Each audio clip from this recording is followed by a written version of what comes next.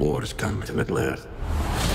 This is the second season, of course. And do you feel that you know your characters better by now? Yeah. Yes. The answer is yes. Yeah, I think inherently when you sit with a character for as long, I mean, it's been 5 years now that we've been doing this show, and it just has time to really stew and manifest, and subconscious things bleed in, and it just embeds more and more as time goes on. Season 1, for example, I sort of popped in and out of season 1, very much operating from a sort of bass drum of just existing within the world. But then season 2, we always knew we were going to tell this very detailed, extensive story. So I always had that to look forward.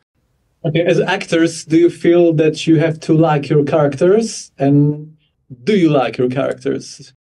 I don't think you have to like your character. I absolutely think you do. Yeah. Really? I don't think I like Theo. I would not be friends with him. I don't think you have to like them as people. I don't think you have to agree with them as people.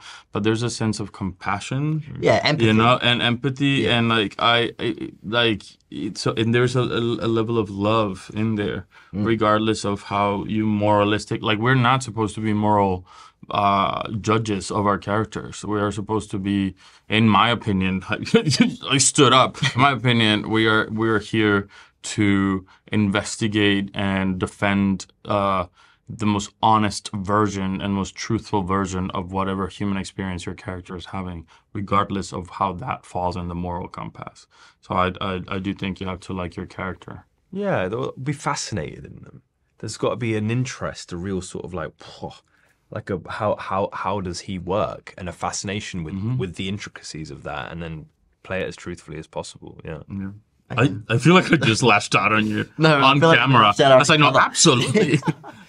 Father and son. No, I just think that, like, if I'm playing a serial killer, I don't have to like him. Do you know what I mean? Like, no, but that's what I mean. Like, in the moral spectrum of things, why did you do this? Where do you come from? I get that. You know, you have to understand your character, and you have to do that, but I don't think you have to like them. You have to want to know more than anyone else has ever wanted to know about them.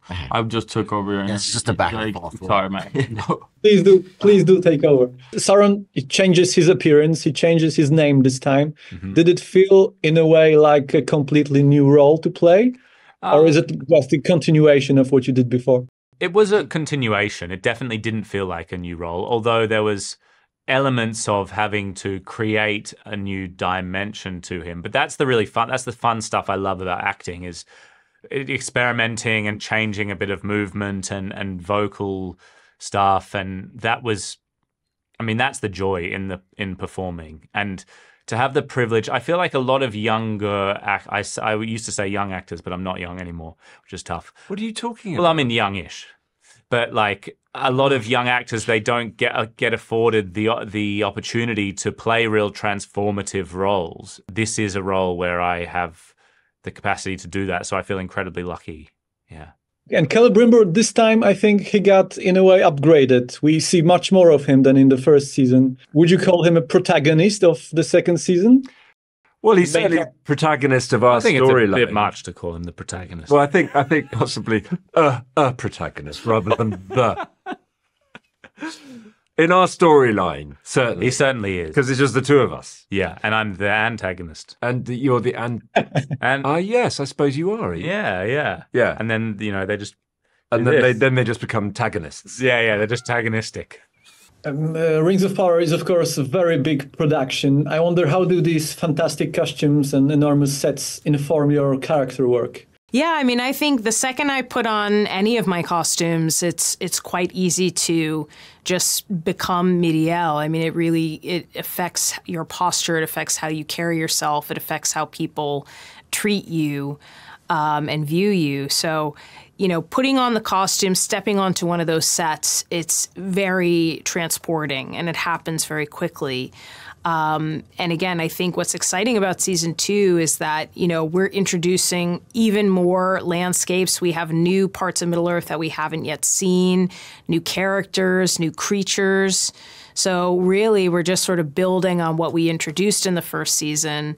And as big as the scope of the story is, I think what really allows audiences to sort of connect to the storytelling is the intimacy of the relationships between these characters. So I think as big of a canvas as we get to sort of paint on, the thing that I think keeps it intimate is, you know, these different dynamics that everyone understands, parent-child, you know, best friends, leaders, civilians. So I think they're all the sort of familiar relationships that we actually can relate to in our own lives.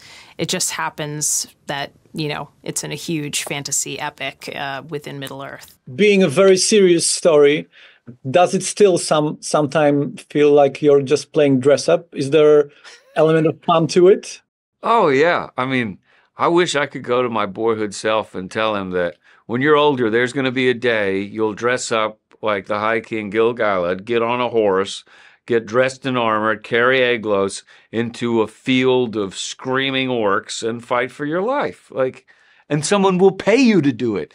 Don't tell them that I have so much fun, because then they won't want to pay me anymore. But I do it for free. I think it was Kate Blanchett who spoke very fondly of fake ears. So how does it feel to have these fake elven ears? They're so good. They are so flawless. Once they're on, you kind of forget. I forget that I'm wearing them. Yeah, and you reach up to scratch your ear and you go, oh, no, I mustn't do that because it might, might damage it. Yeah. But you forget they're on. Thank you guys very much. It's been a Thank pleasure. you.